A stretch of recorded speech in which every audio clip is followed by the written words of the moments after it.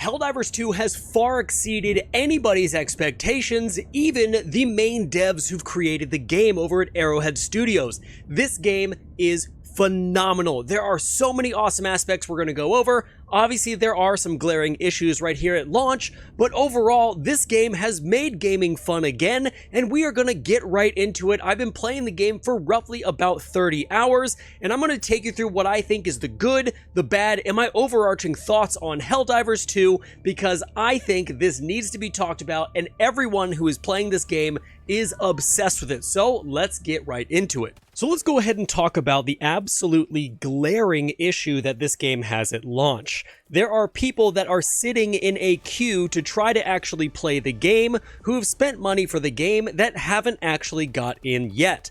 Now, this is to be expected considering this is a smaller game studio. Although it is backed by Sony, this studio is in charge of its own servers. However, that doesn't negate the problem that a few days ago, I started in the queue at 7:30 at night.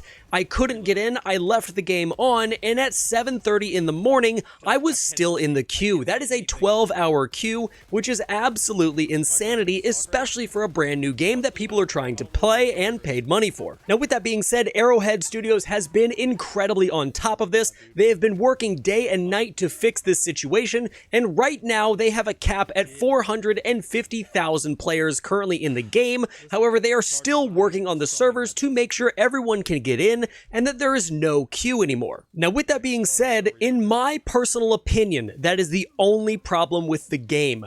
I would give this game right away a 9 out of 10, only because there is a queue to get in the game, but I have never seen a game take the gaming space by storm like HellDivers 2 has. It has provided a unity to the gaming space, not only aligning PlayStation and Xbox players for the first time probably ever, but also allowing everybody to work together on certain goals within a game that affects the entire player base as a whole. No game has ever done this effectively, and I am absolutely blown away that HellDivers 2 has pulled this off. So there are a few aspects that I do want to discuss in this video, and let's start with the game difficulty. The game starts off levels 1 to 5, pretty generic run-of-the-mill shooter, where you're going against the Tyranids, you're killing bugs constantly, it feels really great to use that machine gun, and then as you progress throughout the game, even as you unlock certain difficulties, the game gets naturally harder even if you were to stay on the same difficulty. What I mean by this is when you move from fighting Tyranids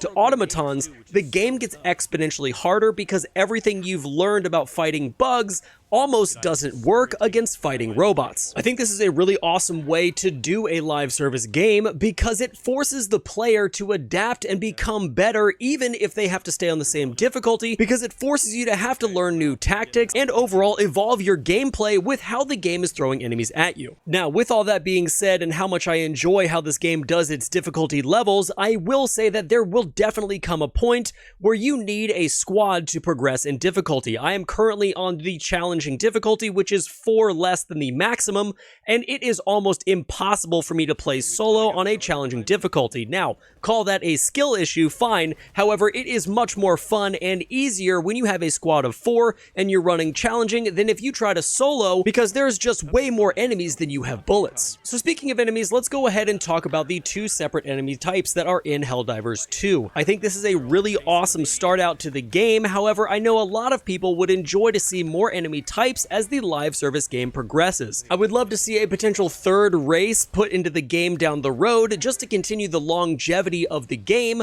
However, if there is just the 2, I feel like that's going to be fine and keep people interested for a good long time. The higher difficulty levels, especially against the automatons, are almost impossible in most cases, and you really have to min-max your entire squad in order to get one of those missions beat. And with how good Arrowhead has been with working on their servers constantly and trying to make sure the player base is content and happy with the product that they're putting out, I can't imagine somewhere down the road they are thinking about this, but as stated before, having these 2 enemies that are constantly taking democracy's space is definitely a challenge, and I think it's going to keep people interested and occupied for a very long time. So next I want to move into the actual performance of the game, because once you're in HellDivers 2, there are no crashes, no stuttering. I have experienced no problem with performance issues like we have with so many games that have released least in the past. It has been an incredibly smooth and clean transition, especially if you're moving from one squad to another, or if you want to go ahead and drop in with a friend and he's already on the planet,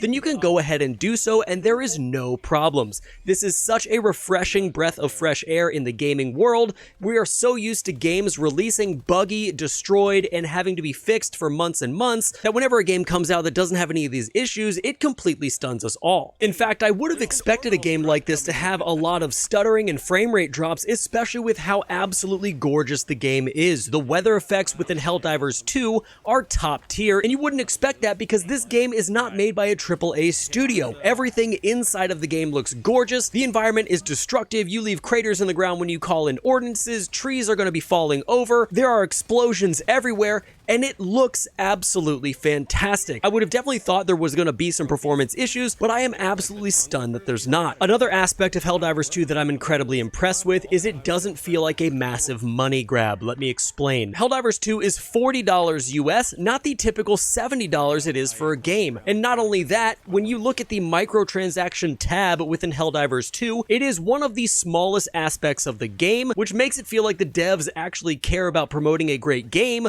not just a bunch of microtransactions. And the other thing that HellDivers 2 does well when it comes to microtransactions is you can find real currency within the game and buy the battle pass yourself if you decide to do that. Not to mention they already give you a free battle pass that you can unlock a ton of items within the game, and the battle pass that you buy is just a small icing on the cake, not the main focal point of the game. I think this definitely is one of the reasons that the HellDivers 2 community is so strong, is because the company who made the game viewed us as gamers rather than a bunch of dollar signs. There's been so many horrific games recently that have just thrown microtransactions in your face, when in fact they should probably be working on fixing their game rather than trying to scalp our wallets. And the last thing that I want to talk about in this HellDivers 2 review is how it feels to play. This game feels amazing. All I can equate it to is when we were younger and we were sitting in our friends' basements, all playing Halo 2 in a LAN party. It feels so unified, so good.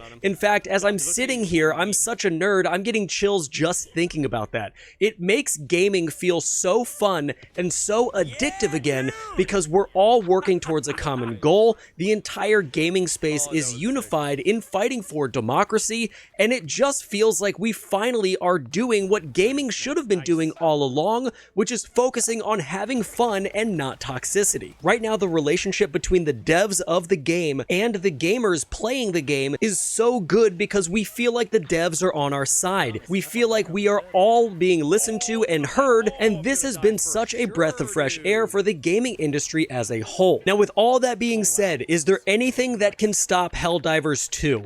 I think one of my friends put it best: HellDivers 2 is going to be the thing that stops HellDivers 2. If they cannot figure out how to get more capacity in the servers and let everybody play and get rid of this queue, then they are going to be the main destroyers of their game. But if they can figure that out, and if they can figure out how to accommodate every single person who wants to play HellDivers 2 and get everybody up and running and playing together as a community, then I feel like this game is going to be unstoppable, and it could potentially be one of the best games to release this year. Guys, that is going to be it for our HellDivers 2 review. This game has been absolutely incredible to play, and it is such a breath of fresh air in the gaming industry in general. Everyone is unified, everyone is trying to get in it. There are people that are on Xbox that are petitioning for Sony to give them the game, and we've never had a truce in the console gaming world before. So, with that being said, let me know what you guys think of the game down in the comments. I appreciate you guys watching until the end of the video. If you like HellDivers 2 content, let me know down in the comments so I can make more of these videos, because I'm trying to gauge what you guys think of it and kind of feel out how it's going to fit on my channel. So, with that being said, thank you guys so much, and until next time, stay safe, enjoy the game, and I'll see you in the next one.